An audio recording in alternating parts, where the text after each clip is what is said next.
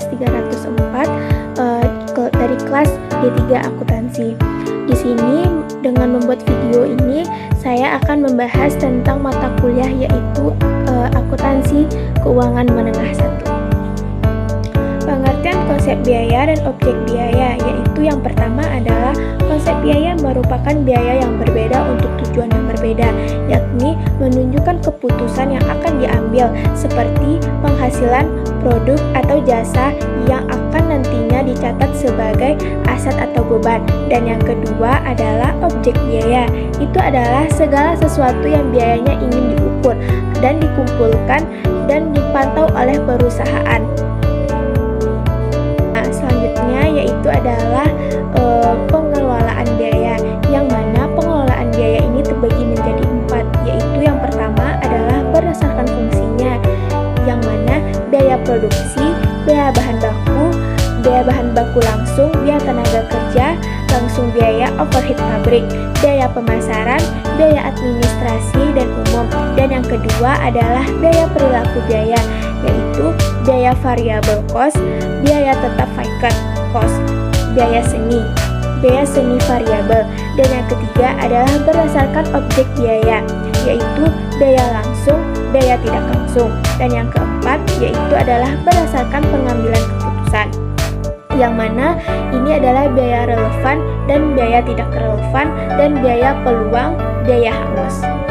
Adalah tentang perbedaan akuntansi biaya perusahaan jasa, dagang, dan manufaktur itu terbagi menjadi 3. Yang pertama adalah perusahaan jasa kegiatan menyediakan layanan yang tidak ada perbedaan barang, contohnya rumah sakit dan salon. Dan yang kedua adalah perusahaan dagang, kegiatannya membeli barang jadi dari pemasok lalu menjual seperti supermarket.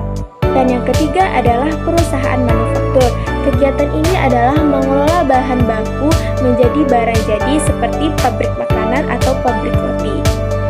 Selanjutnya yaitu adalah tentang akuntansi biaya untuk perusahaan manufaktur, yang mana yaitu adalah tentang perbedaan sistem perpetual dan sistem periodik, yaitu yang pertama adalah sistem perpetual. Pendataan persediaan dilakukan di setiap kali transaksi terjadi. Dan yang kedua adalah sistem periodik. Pencatatan tidak dapat terus-menerus melawan dihitung di akhir periode. Dan yang kedua adalah alternatif pencatatan biaya produksi, yaitu adalah metode pokok pesanan job order casting. Dan yang kedua adalah metode harga pokok proses casting. Dan yang ketiga adalah metode harga pokok standar metode activity. Tentang arus kas biaya. Arus kas biaya adalah aturan biaya produksi dari tahap awal pembelian bahan baku sampai ke tahap penjualan, yaitu adalah tentang produk jadi tahapan arus biaya.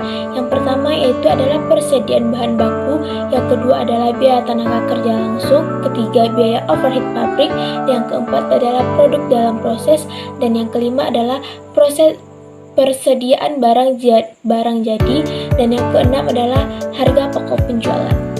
Laporan HPP berdasarkan manufaktur. Laporan HPP yaitu adalah laporan secara rincian biaya produksi yang dikeluarkan oleh perusahaan manufaktur untuk menghasilkan barang jadi dalam satu periode tertentu. Komponen laporan HPP yaitu adalah yang pertama adalah biaya bahan baku, yaitu menjadi beberapa bagian seperti persediaan awal bahan baku, pembelian bahan baku, persediaan akhir bahan baku, dan bahan baku yang akan dipakai. Dan yang kedua adalah biaya tenaga kerja langsung, dan yang ketiga adalah biaya overhead pabrik.